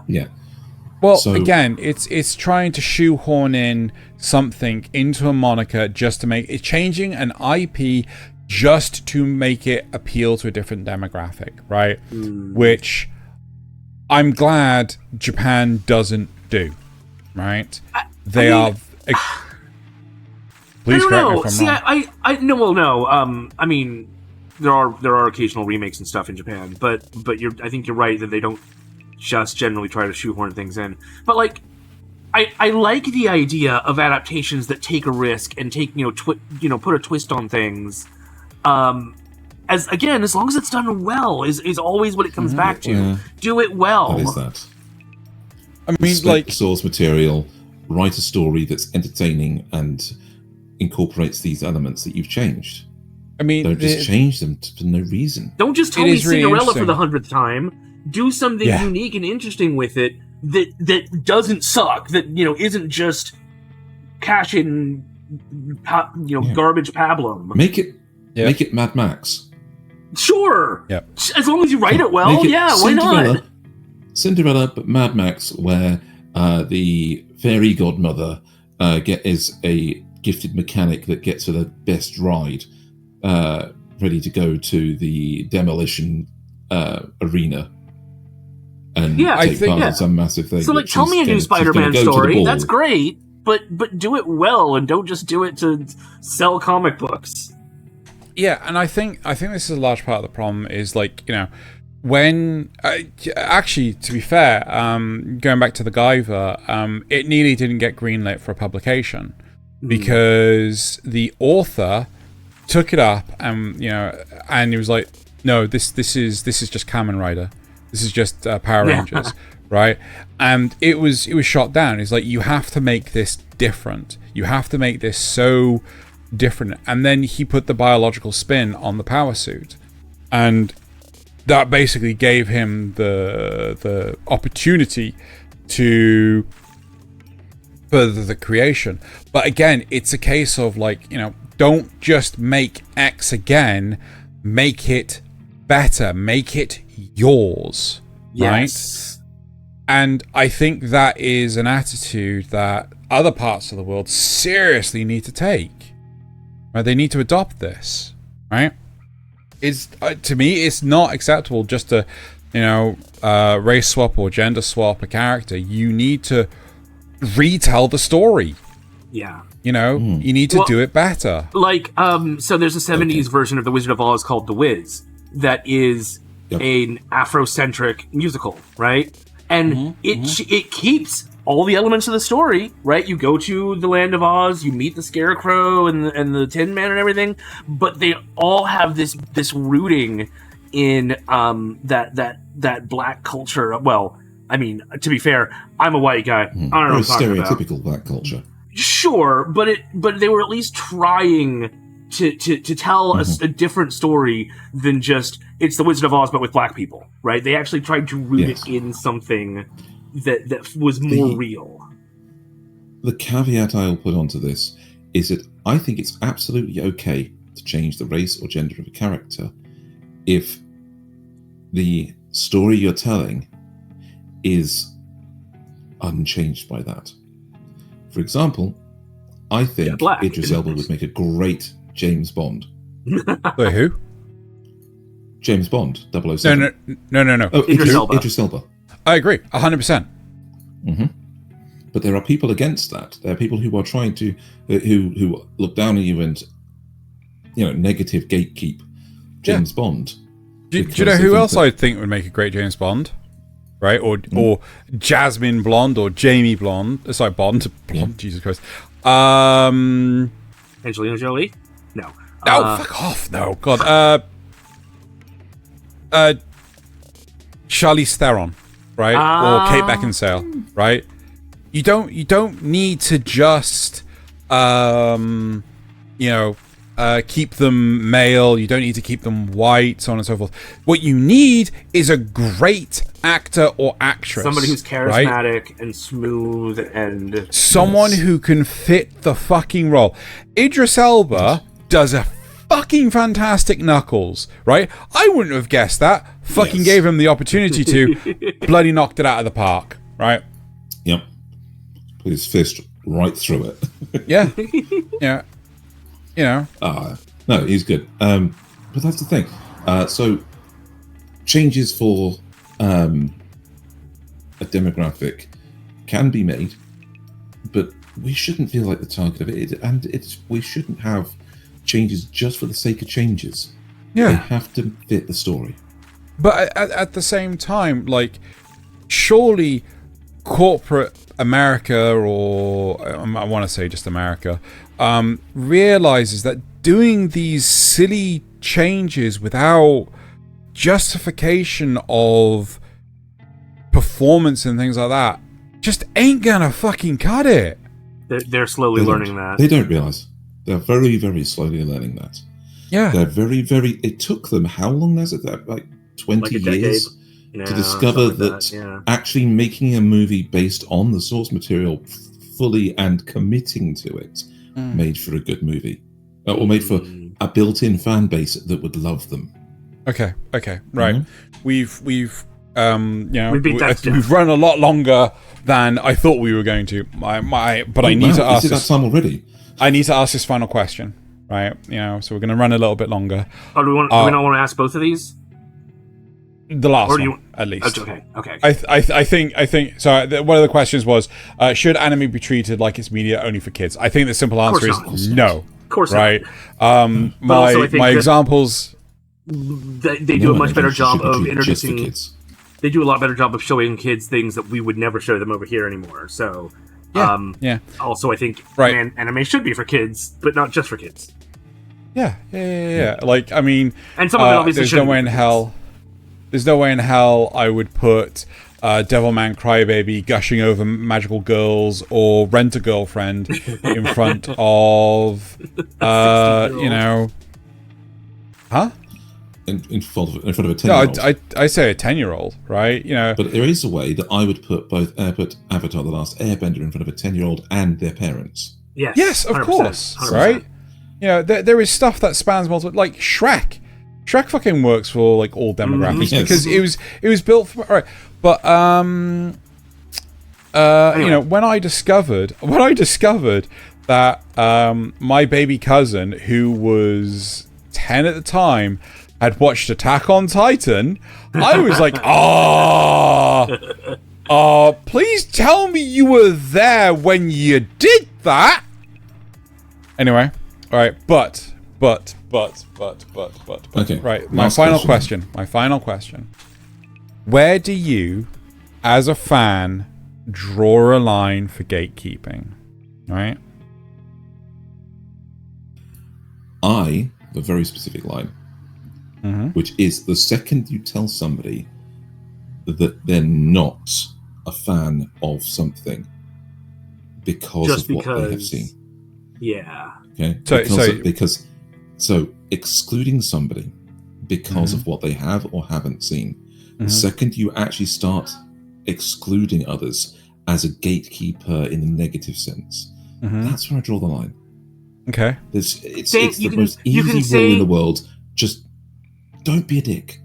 So what would you want differently? I think you could say they're not as big a fan, potentially, but that doesn't discount them from being a fan.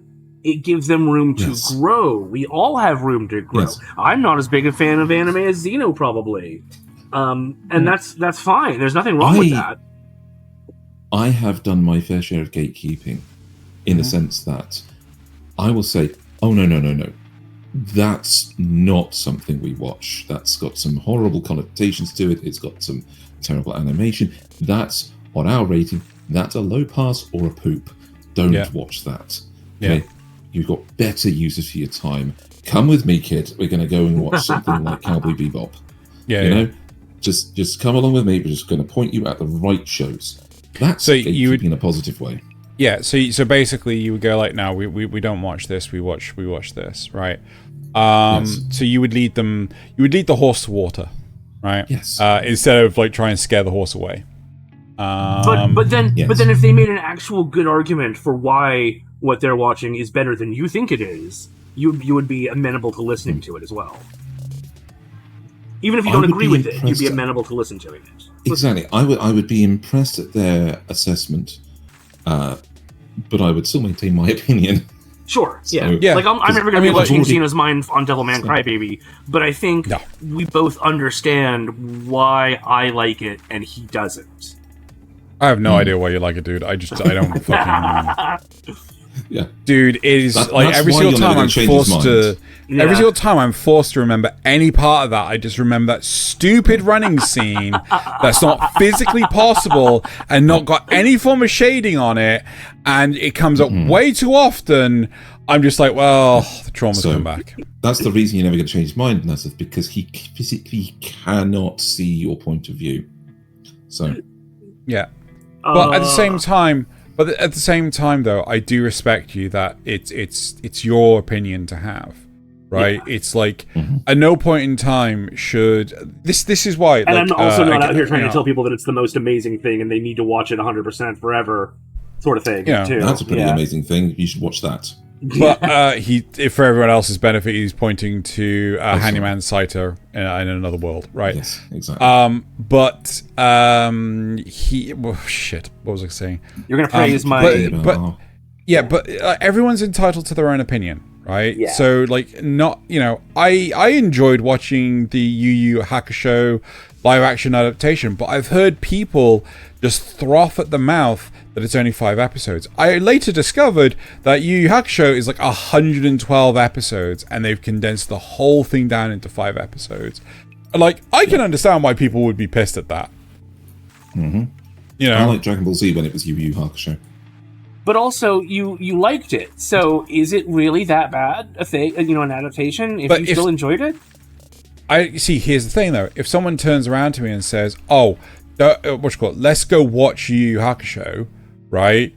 Then and actually led me to watching the original thing, maybe I would turn around and say, "Oh, wow, the fucking live action series is not a patch on the original," right? The same may be said for One Piece. I certainly say that like the live action Cowboy Bebop has its plus points and its minus points, but like the worst minus points of Cowboy Bebop is they just changed the plot, right? And it's like, where this is a different show now. What the fuck, even? So yeah. I mean, I don't mind adaptations, but also I'd love to see more new things rather than just leaning. Like, let Cowboy Bebop inspire you, but let it inspire you to make something new with a different name. So, I don't know. So Nasuth, where do you draw the line?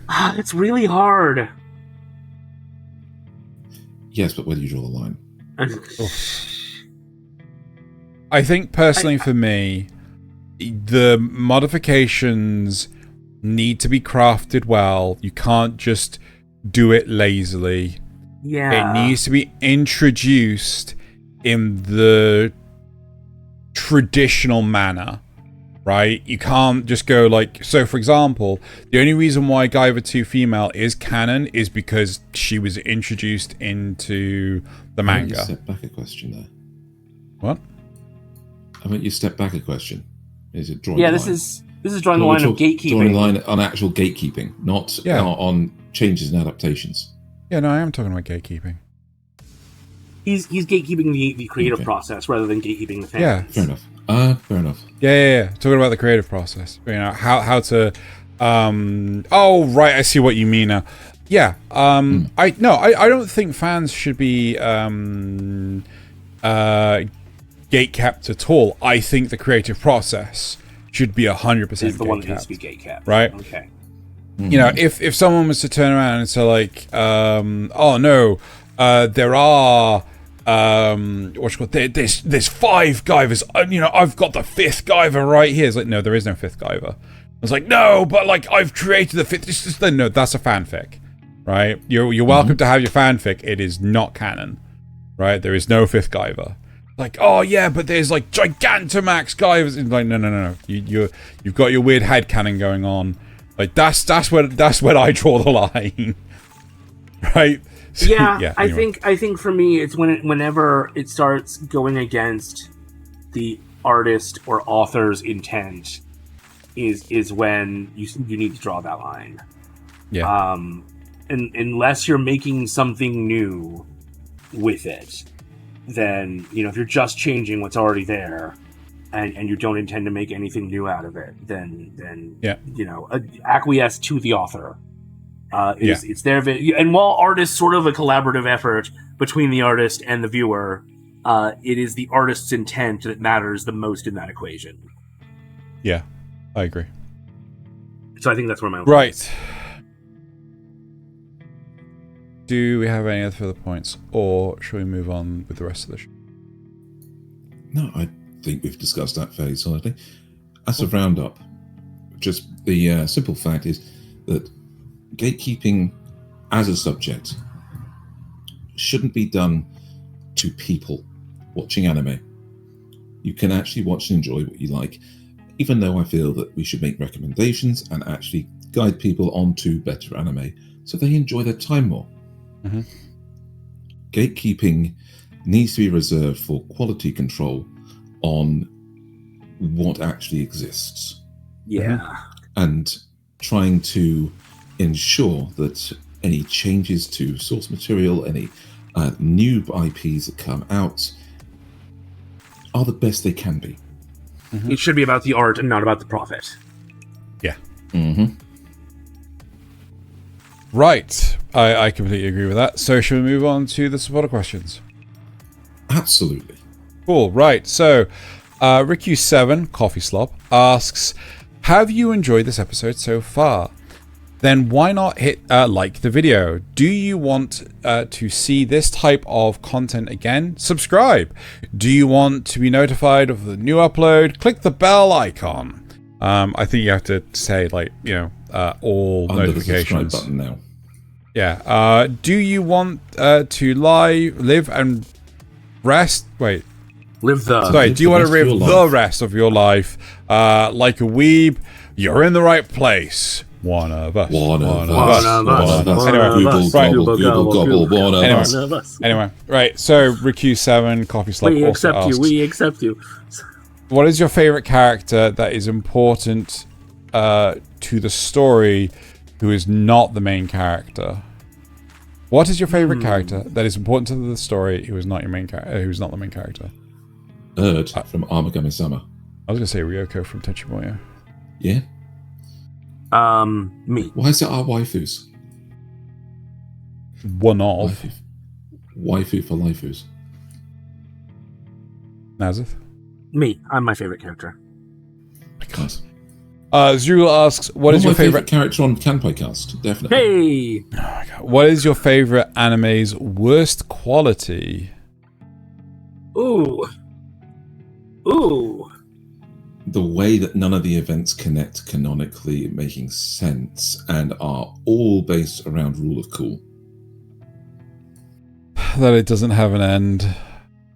I mean, after so many years. What point is there about grappler ships? Grappler ships, outlaw stuff. What? Grappler ships don't make any fucking sense. But they are cool. Fair.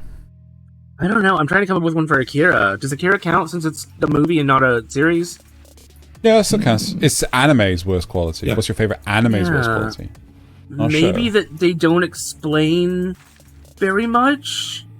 I'd probably say you have to watch it multiple times to really appreciate it. Yeah. That's kind of the same thing. Yeah, sure. Yeah.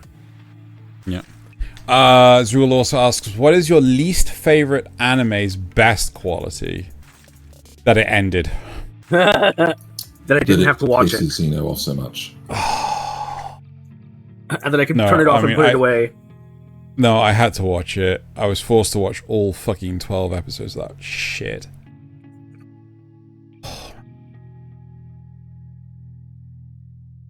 Ugh, I'm having fucking school days flashbacks. Right, Living Mascot asks, what cookie reminds you of your favorite anime? Animal crackers. I don't know. Double stuffed Oreo. What cookie reminds you of your least favorite anime? Jammy Dodgers. Is it the layer of red and white inside the biscuit? There's white in the... I thought it was just red. Okay, Jammy Dodgers often have a cream layer as well. Yeah, it's the red mostly. Mm-hmm. Shortbread cookies. Okay. Why didn't you answer? Cookies. Because you didn't give me a chance. You just moved on. Oh, you fucking answer now. The cookie that reminds me of my least favorite anime would be, in fact, chocolate chip cookies. What is your least favorite anime? Same as yours. But that's the thing. The vanilla cookie with chocolate chips is, I feel, like the worst of the chocolate chips possible. Wait, you hate school days that much? Mm-hmm. Not surprised. Right, let's move on to the comments. That went weird. Right. First of all, from the news. More Evangelion? Really? Well, maybe. Maybe not. Oh, sorry, Zerul says. More Evangelion. Oh my god, seriously, yeah. Why more? Right. Maybe. I mean, Japan absolutely fucking loves Evangelion. But Zerul also says, in response to the McDonald's promotion, what the hell? Hello, Yuki. Say hello, Gyo. Yep. Okay. Right. And then I'm excited for that second season of Kakurio. Yeah, Bed and Breakfast for Spirits. I kind of enjoyed that one. I haven't actually watched it yet, so I will totally do that. Stromba Shell says, oh, that's terrible to hear about Rachel Lillis. Completely agree. only way I'd watch Evangelion is if M. Night Shyamalan, I can't pronounce his last name, did it. And only for the memes. I completely agree. Yep. Toonami Reborn. Oh, it's supposed to be Reborn. Sorry, I don't know how that happened. Okay, Toonami Reborn makes me want to watch Toonami again. I miss those old show blocks. I do not. Simpler time. It was a simpler time. So whenever I go to my folks and I start watching like just TV and adverts turn up, I get so angry. Yes. Like yes. You know how people get road rage when it comes to just driving. Like I get advert rage. I get serious advert rage. Right. If I can expunge this from my life for a reason. But if you could have Toonami without the adverts. That's a fucking Christmas miracle. Is it just me or all those anime releases expensive? It's just the economy these days, man. Yeah, the ones listed were like collections, Blu-ray collections, and things. They're getting really fucking pricey. Not just chapters and things. Yeah. Stromber's Shell. Sorry, from the cast now. Yes. Yeah. Stromber's Shell says this was a quick 3 hours. Fair. We just barely got it in over 3 hours, which was... Yep. So I haven't been watching much of this season, but I'm happy to hear your reviews. Glad there are some gems, and that I don't need to watch everything to find them. I don't think you guys dropped anything since 3 episodes. Sorry, I think that's supposed to be 3 episodes. We did. Did you? Yeah, Xeno dropped like 6 things or 7 things or something. Yeah, I dropped a super number of things. Everything that you dropped was before now, I think. Oh, did we drop anything at the 6th episode? I did. I don't know. I did. I dropped V-Monster. Studio Apartment. Fair. I dropped Studio Apartment, Good Lighting, Angel Included. Right. I dropped Unnamed Memory, and I think I'm dropping Go-Go Loser Ranger. I think I'd just rather go read the damn thing. But I didn't announce Go-Go Loser Ranger because the 6th episode hadn't been out yet. Yeah. The next current season wrap-up episode is at the end of June, beginning of July, right? Give or take a delayed show. Yeah, it should be towards the end of June, beginning of July. He does actually plan things out. I do, but I don't have it in front of me right now. Zrugel says, spoiler alert, they did not get it under 3 hours. So true. Nice haircut, Thaylien. Yep. Thank you. Always styling. I can't get over the name Windbreaker, seeing as breaking wind is another term for farting. Yeah. Actually, Bartender sounded like a chill slice of life that was set in a bar. But to me, it feels like a show that's about running a bar, which isn't bad. Sorry, I got hiccups. Which isn't bad. I just feel like it's not as interesting as I was expecting. I feel like it's the equivalent of Sherlock Holmes show that focuses mainly on Holmes running a small business. Yes, I know he runs his own private detective agency, but the business is not why I'd watch the show. That's fair enough. Glad Thaylien is enjoying it, though. I've been keeping up with Go-Go Loser Ranger, and it's okay. I thought it was going to be more Super Sentai, but it's more spy thriller. I don't know. That is exactly what I think. I was trying to name that feeling. Like, it's good, but there's something wrong with it. I think that's exactly it. But it's stupid spy thriller. Yeah. It's like, oh, I accidentally destroyed all this shit. Oh my god, I need to talk about episode 6. I need to fucking... I still need to watch it. God damn it, Nasuth, fucking watch it so I can rant about it. Okay, I'll watch it after we record later. Anyway. I'm also really enjoying the Archdemon's Dilemma on how to love your elf bride. Yeah, I'm really enjoying that one. But I have a friend who's dropping it because it doesn't have enough fighting scenes. And I'm like, then why did you start it? Very true. I'm really loving Kaiju number 8. I've heard it slows down, but I don't want to believe it. The manga does not slow down. The stupid thing is, right, the first 6 episodes don't even finish volume 2 of the manga, right? The 7th episode goes through like 4 chapters in one go. I'm like, what the fuck is this pacing? Maybe they just wanted to really introduce you to the world first. I don't know. Who knows? Who knows? Yeah. So really don't know where the fucking thing's gonna end. Absolutely priceless memes this week, guys. A great show. And talking about the memes. Well, hopefully our memes this week will also be as priceless. Just a reminder that so anyone who's listening to the podcast won't hear that. Listening to it won't hear this. But a reminder that all our memes most of our memes generally come from Reddit or the Discord, where you can submit, as we said earlier, up to 6 memes every week for us to watch. Well, you can't personally submit 6 memes as long as somebody else has also submitted 6. 6 memes total can come from you viewers, is what I'm trying to say in my wonderful roundabout way. And then we look at them right on live on stream on podcast without having seen them first. So shall we get into that? Shall we get into those? We got 3 viewer memes. So let's start with number 1. You can't ruin someone's day twice with one picture. Oh dear. Oh my word. Oh dear. They did, in fact, ruin my day twice with that one picture. Thank you so much. Fry, let's play. Stop it. Big Brother Fry. Clicks on phone, doesn't open, keeps clicking. Clicks on Chrome. Yep. Oh. Think hard, kid. It's a big decision. Awesome. But he's looking at the Charmander, so he's got good instincts. I'm not sure if that's a boy or a girl. Either way. Who cares? Doesn't really matter. Right, so on to my first meme. Isekai main characters that reincarnate as babies kill the original soul of the body. What?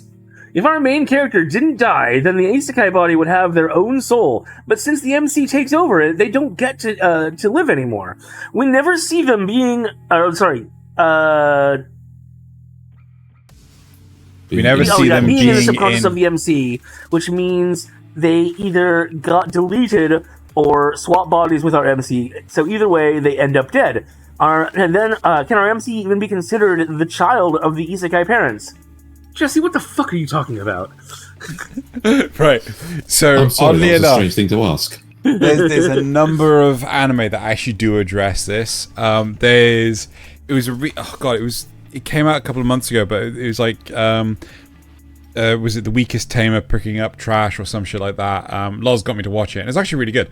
And the main MC actually maintains their personality, their soul and everything, but has all the memories of their past life, right? So effectively their past life is kind of talking to them, but they are still in control of their own body. Another one is Ascendance of a Bookworm, where effectively the child dies, but then the isekai person takes over, right?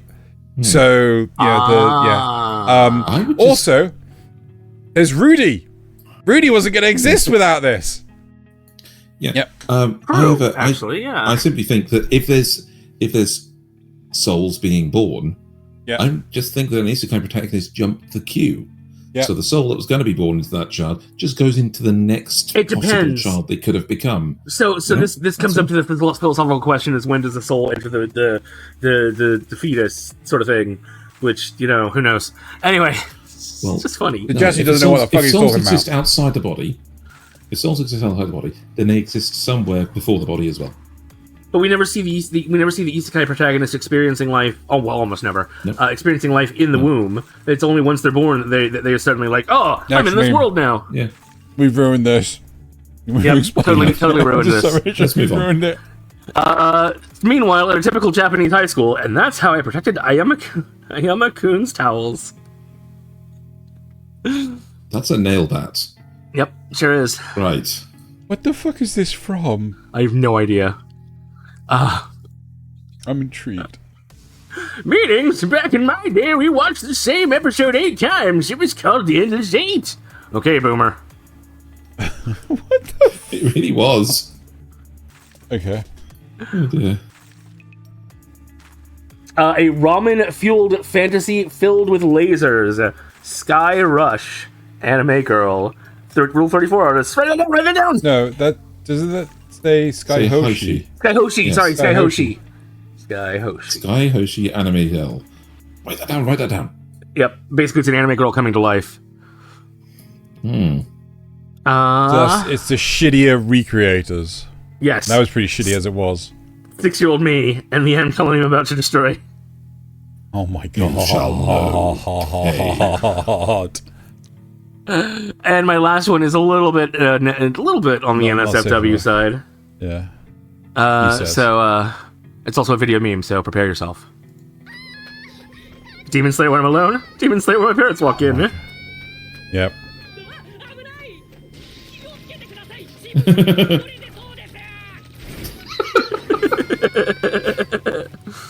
Yep. Yep. Ayo. Yep. It's not super NSFW, but a little bit NSFW. Yeah. Little. NSFW light. Oh my god. Oh my god. Oh my fucking god. Somebody actually went to the effort of painting this. I'm so pleased. That's not just modified? No, look at the hands and the uniform. First. Anyway. Yeah. Oh dear. Some days Good I'll old eat botcha. onions, garlic, potatoes, sweet potatoes, carrots, leeks, bell peppers, chili peppers, more onions, parsnips, black beans, red lentils, scallions, mushrooms, more garlic, red beans, more mushrooms, more potatoes, parsnips, radishes, cabbage, green. Yeah. Oh, so Senshi. that's actually Senshi's English VA decided to dub that. That's Oh amazing. my god. Okay, I understand it now. Right. Mm-hmm. Oh On behalf of the no! air, I'll punish you.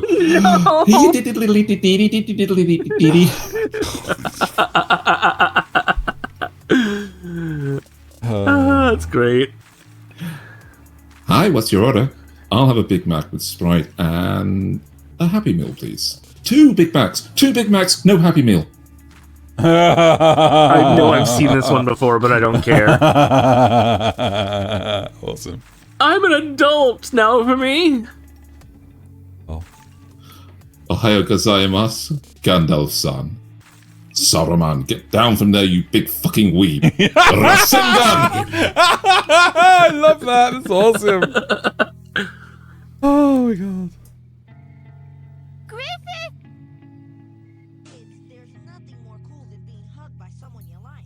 But if someone tries to touch you in a Oh, no. way that makes you feel uncomfortable, that's no good. It's your body. It's no good. They have the right to touch you if you don't want them to. So what do? First, you say no. Then you get out of there. Most important, you gotta tell someone you trust, like your parents, your teacher, a police officer. Oh, I was hoping Thank you, for a Sonic. different ending. I was hoping for like Griffith going up to Guts or something. Yes. Griffith did one thing wrong. He didn't follow Sonic's directions. Okay. True. Okay. That was Also didn't eat that any was chili dogs. That was an experience. Oh my god! You both were on the same brain cell for this, clearly. Yes. I saw this last week, so I didn't use Look it. at how different his actual Shoot. uniform is. Yeah, In yeah, the yeah. original. You wanted one of these to loop, and I completely forgot which one it is. It's fine, Nasuth. It's fine? Okay. Yeah, right. I was getting to play it multiple times. It's fine. Number Okay, 2. alright. 10キロ地点ごとにある水飲み場を利用すること。